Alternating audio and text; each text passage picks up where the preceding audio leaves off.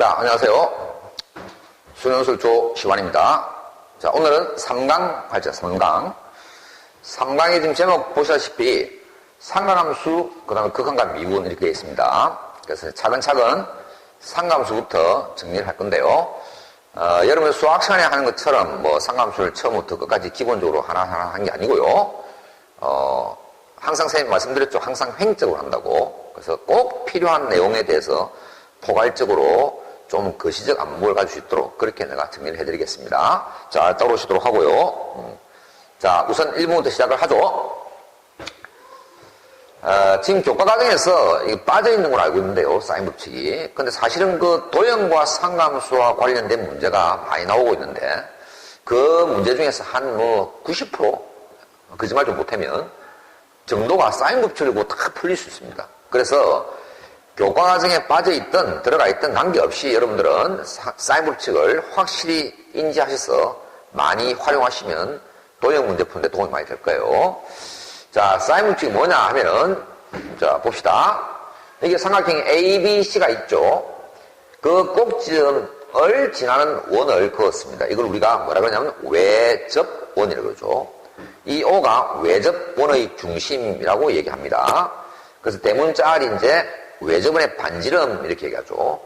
자, 여기 보면 각 A가 보이죠? 각 A가 보이고 그 마주 보는 변, 각의 대변입니다. 마주 보는 변은 이제 스몰 a. 각 B에 마주 보는 게 스몰 b. 각 C에 마주 보는 게 스몰 c. 이렇게 주로 우리가 표현을 하죠. 자, 이 상태에서 이 외접원의 반지름을 연장을 하겠습니다. 이렇게 연장을 해서 이렇게 원하고 만났어요. 자, 그럼 이 지름을 한변으로 하면서 이렇게 연결을 하게 됐을 때 이 각이 이제 원주각이죠. 이 원주각은 90도가 된다는 사실을 우리는 다 알고 있습니다. 여러분 다 알고 계시죠?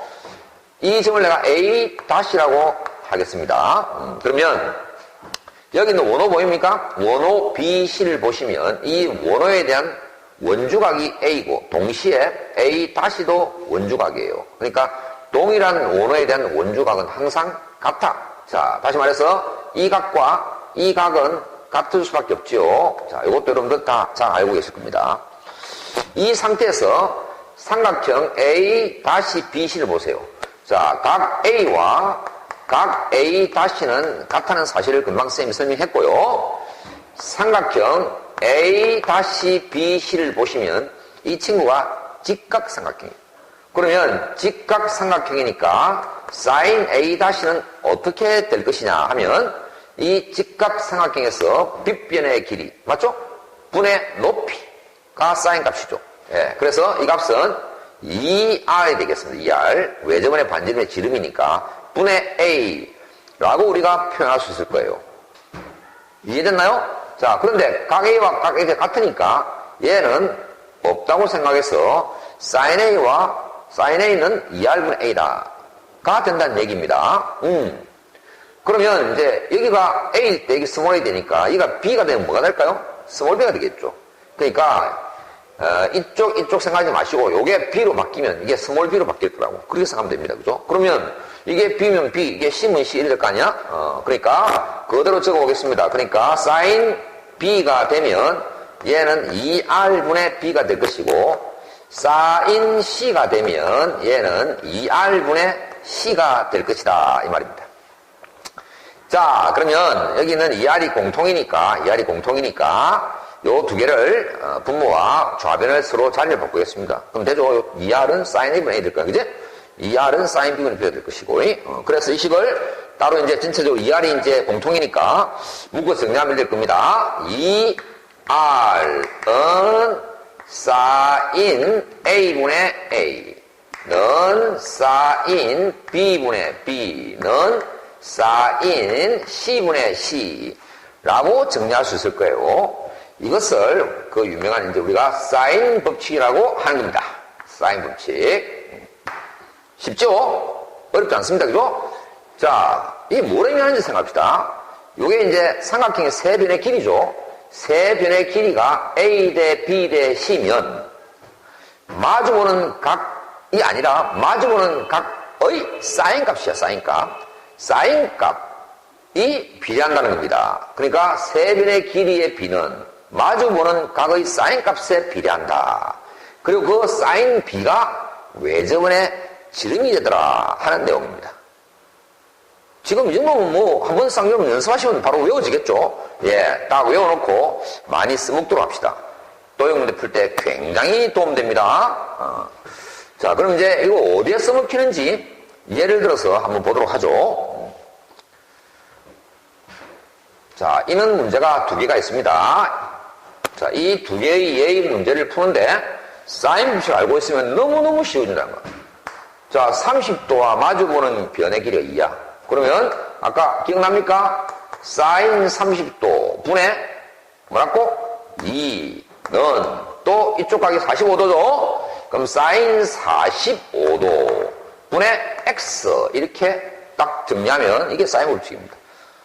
물론 이제 합리는 필요 없죠. 미지수 x만 구하면 되는 거니까. 그래서 여기까지만 정리하면 됩니다. 그래서 x는 얼마냐? 이게 얼마니? 2분의 1이지? 2분의 1이니까 4가 되겠다, 그지? 4 곱하기 얘를 곱하면 되는데 사인 45도는 얼마입니까? 2분의 루트 2가 되겠죠. 그래서 2루트 2구나 해서 가볍게 변 x의 길이를 구할 수 있다는 얘기입니다. 자, 또 이런 문제. 삼각형 ABC의 외접원의 반지름을 구하라 그랬습니다. 외접원의 반지름은 뭘 말합니까? 요게 이제 외접원의 중심이 되고요. 요 길이가 외접원의 반지름 R이 된다는 얘기예요. 그래서 이런 문제도 사인 법칙을 쓰면 되는 거죠. 그러니까 마주보는 각과 변이 있으니까 여러분들은 가볍게 이렇게 정리하면 됩니다. 사인 30도 분의 2는 2R이다. 쉽죠?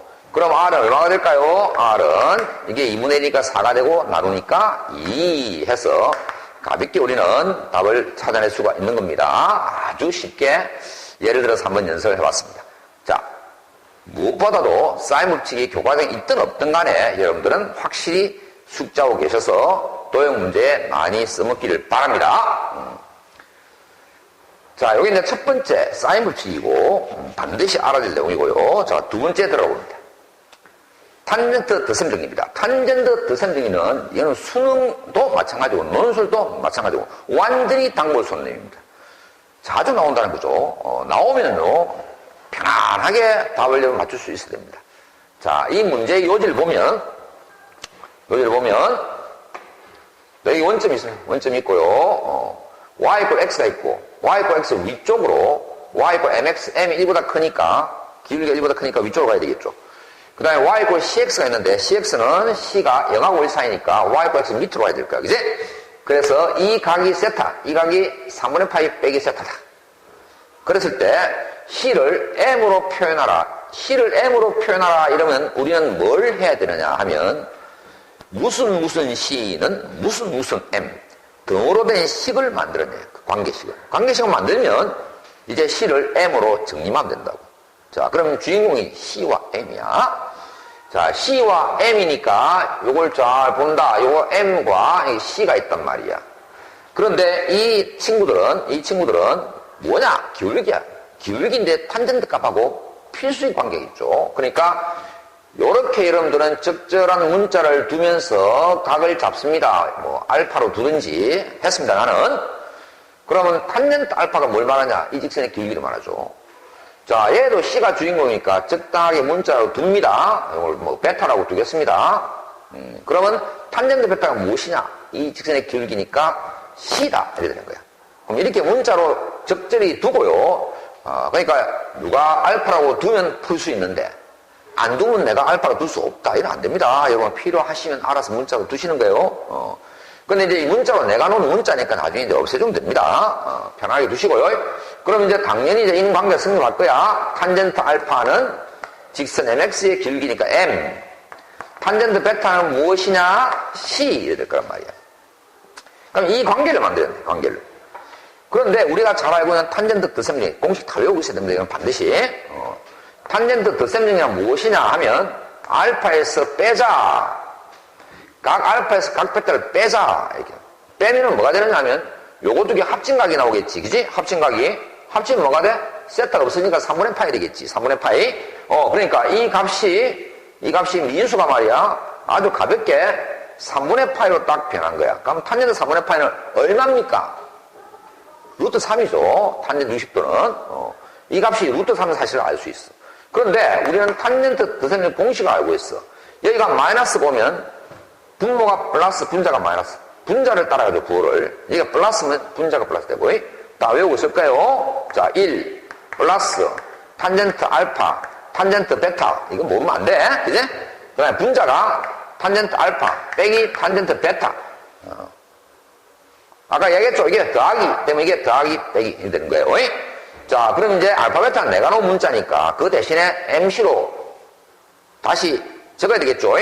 그래서 이 친구는 1 플러스 MC가 되고 분자는 M 빼기 C가 되고 아까 탄젠트 60도 얼마라고? 루트 3이다 이 말씀이에요.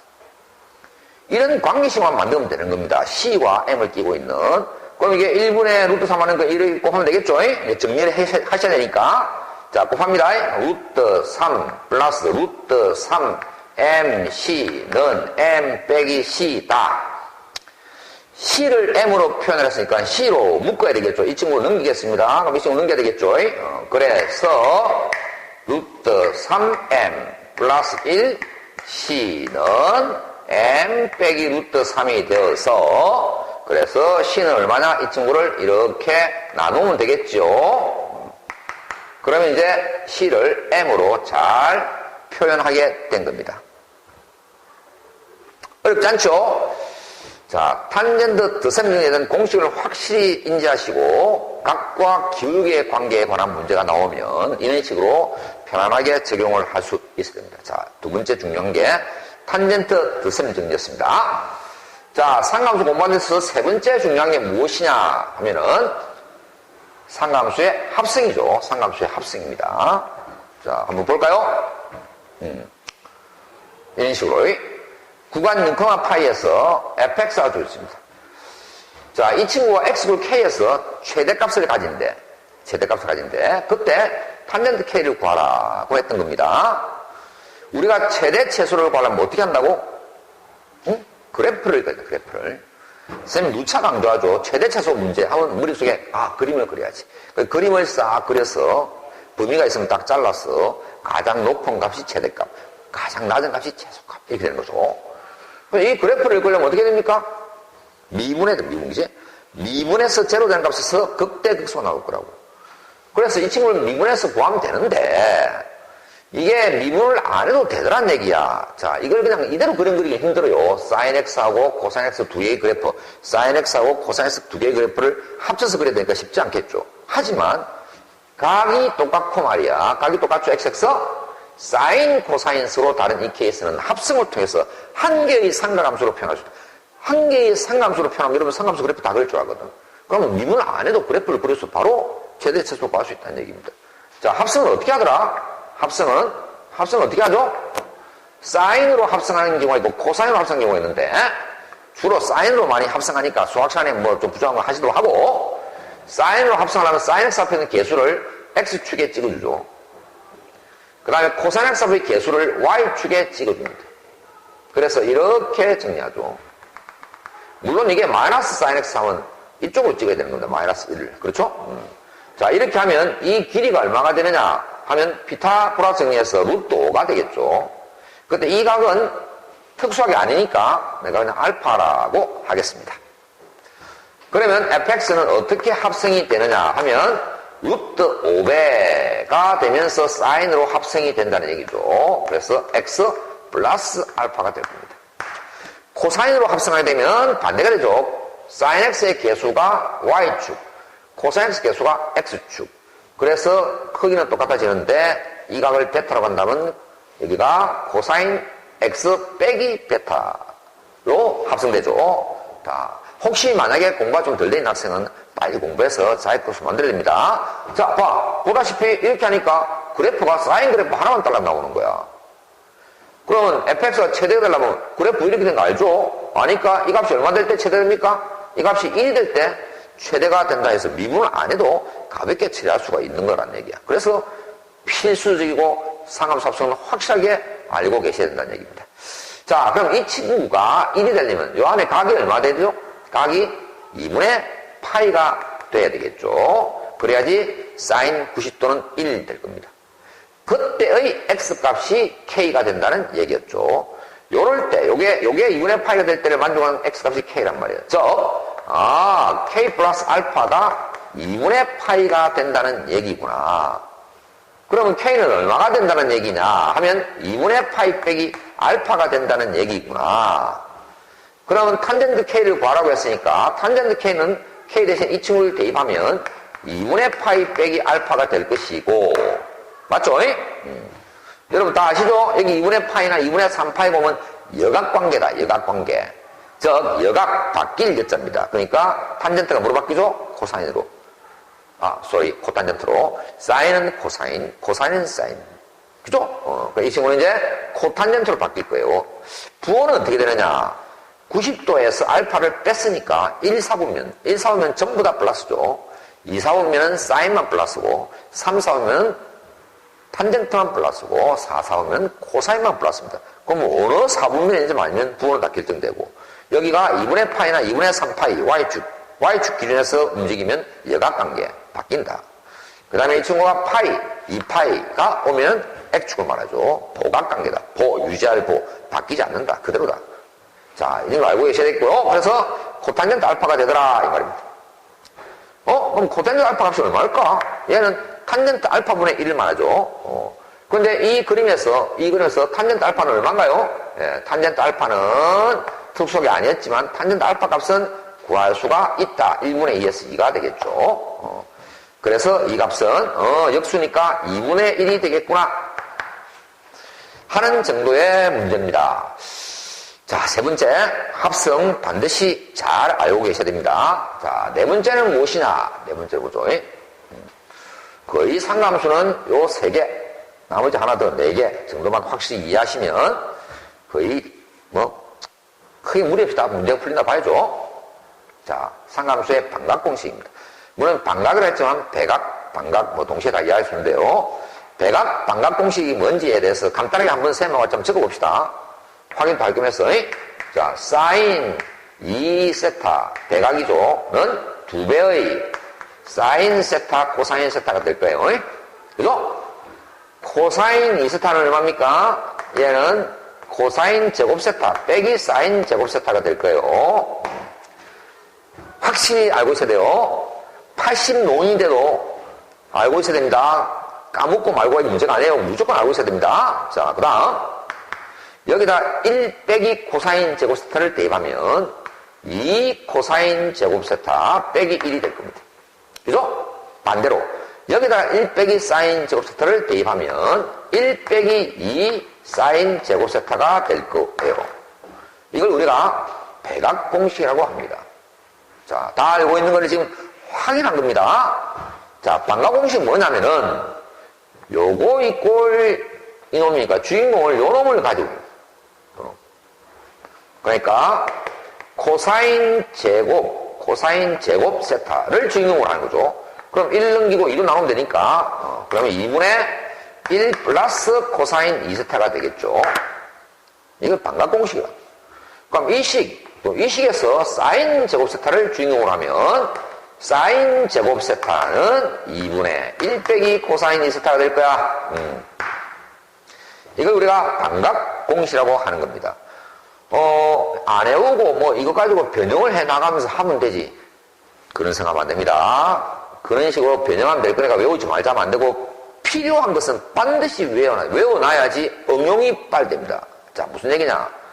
게으른 학생들은 요것만 2개 딱 가지고 나머지는 변형하면 된다고 하는 학생은요, 이런 문제를 받으면 이 문제를 어떻게 풀지를 한참 생각해야 됩니다.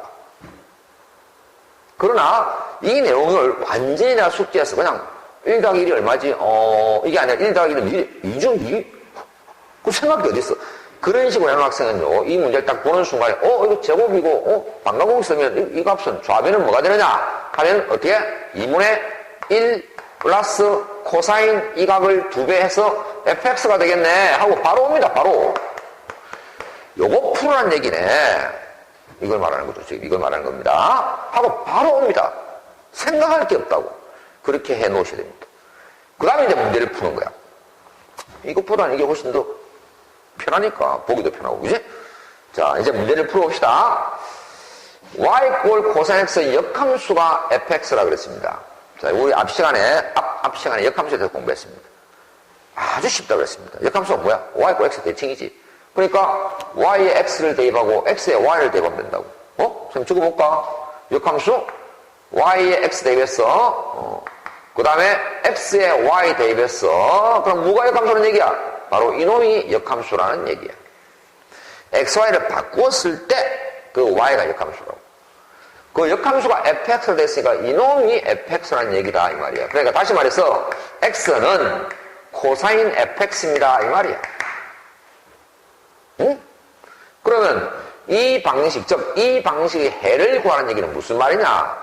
경우를 만족하는 x값을 구하는 x값.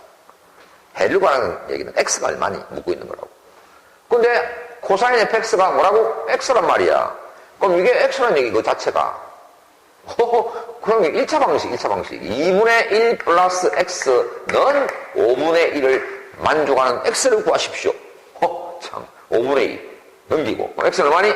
마이너스 5분의 3이 되겠네. 결코 어렵지 않은 문제죠. 아주 기본적인 문제입니다. 여러분이 습관만 잘 돼 있으면 쉽게 풀 수 있는 문제입니다. 이 대목에서 그냥 넘어가지 마시고 문제의식을 좀 가집시다. 쌤.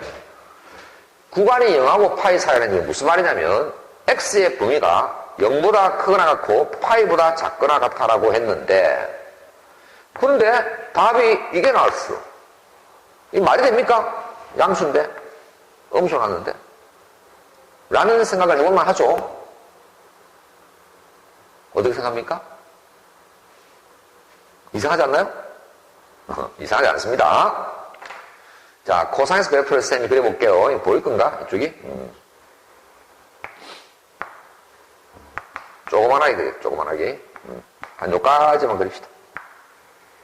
여기 0이고, 1이고, 마이너스 1이고, 여기가 파입니다. 그럼 그림이 여기 2분의 파일 지나고, 그림이 이렇게 내려오죠. 싹 내려와서, 여기서 다시 이제 올라가서 이렇게 되죠.